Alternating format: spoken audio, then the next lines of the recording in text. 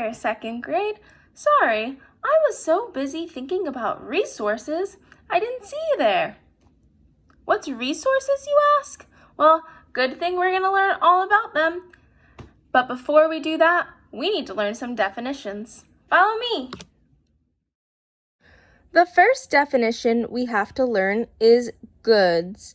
Goods are things that people make or use to satisfy wants.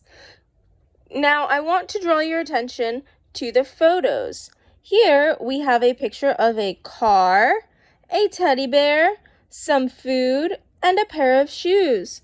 All of these things are goods. You can touch them, you can feel them. They are objects, or as we see in the definition, they are things. The next definition we have to learn is the definition of services. Services are activities that satisfy people's wants. Here we can see a mechanic fixing a car, a hairdresser fixing someone's hair, and a firefighter who is fighting a fire.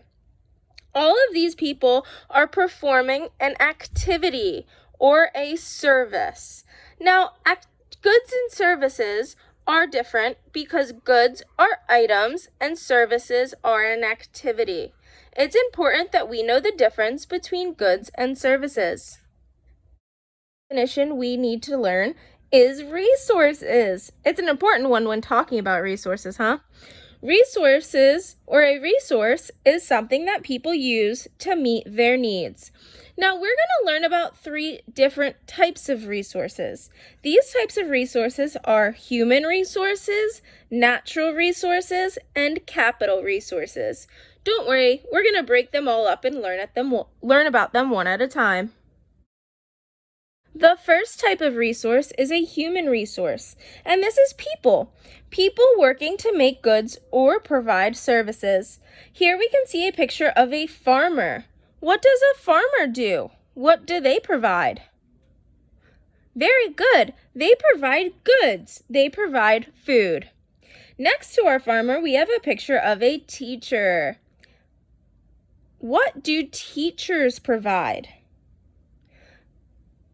Very good. They provide a service. Their service is to teach wonderful children like you.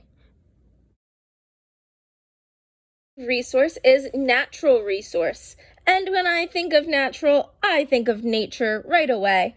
A natural resource is goods that come from nature. So they are objects that occur naturally in nature, such as an apple, some hay, and a tree like you see here on the bottom.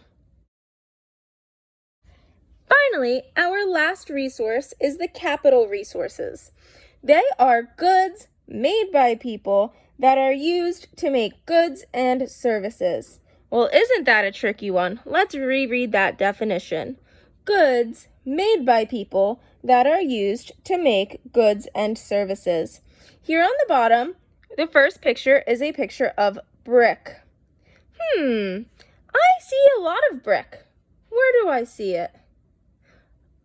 I see it on houses. Some of your houses might be made out of brick, or maybe your apartment has brick on the outside, or even your fireplace might have brick. Brick is made by people, and it's used to build things. Next to the picture of brick, I see a car. A car is made by people, and it's used to make goods and services as well. And lastly, something we're very familiar with in school, a piece of paper. A piece of paper is made by people and is used to make goods or services. Okay, second grade, I know that telling the difference between the 3 resources can be hard, so we're going to do more practice. We're going to practice by sorting some resources into the 3 different sections. But before we start with our sort, I want to go ahead and redefine what each resource is. So the human resources, those are our resources that revolve around people. They're when people provide us services. So I'm going to draw a person up there. Next, we have natural resources. Natural resources are the things that occur naturally in nature. So I'm going to go ahead and draw a tree next to natural resources. And last but not least, we have capital resources. Capital resources are the tools. They're the objects that people create to perform a new task or create another good or service. So I'm going to try to draw a little hammer here so we can think of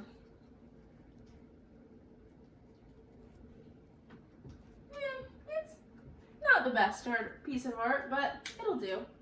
So now that we've redefined and gave ourselves a visual of what each resource is, I have 3 pieces of paper here. Each piece of paper has a resource on it, and we're going to sort them. So we're going to start with a stapler. I use a stapler a lot. Is it a human resource? No, it can't be a human resource because it's not a person providing a good or service. Is it a natural resource? Well, I don't know about you, but I've never grown a stapler out of the ground. So it is definitely not a natural resource. That must be a capital resource. That makes sense. A stapler is man-made and we use it as a tool to help us create other things. So a stapler is a capital resource. What do we have next? We have wind. Well, no one creates wind. And a person, well, wind isn't a person that creates anything. Wind is a natural occurrence. It is a natural resource. So last but not least, we have a baker. Now, of course, the only thing that's left is human. So we know that a baker is a human resource. But how? Could a baker be a natural resource? No. Could a baker be a capital resource? Nope, it could not be. So we have it left in human resources. Bakers provide us with yummy food, yummy treats, which Miss Williams loves. Second grade, I think that we're beginning to grasp what each of these resources are. So I have a challenge. I am going to give Zach a stack of resources, and I'm going to time him to see how fast he can sort our resources. Let's see if he can do it quickly and if he can do it correctly. So Zach, are you ready to sort those resources? I'm ready to go. Let's do it. Any last words? All right, 3, 2, 1, go!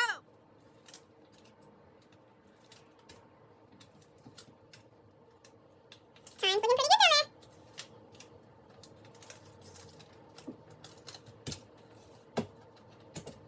Stop. He finished our sort in 29, almost 30 seconds. And you said that your time? Couldn't have done it without Miss Williams' help. Zach, you did so well on that sort, and I think it's because I taught you with that song, don't you think? Yes, you did, Miss Williams. You know, it helped me a lot. I think we should teach second grade that song. Let's do it. All right. When I say re, you say sources. Re. Sources. Re. Sources. When I say human, you say people. Human.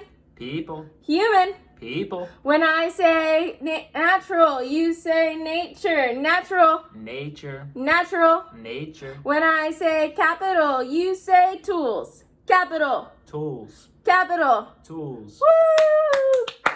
Let's go! Yeah, second grade. Resources! Woo! Okay, so now that we know the 3 different types of resources, we can define them and tell them apart.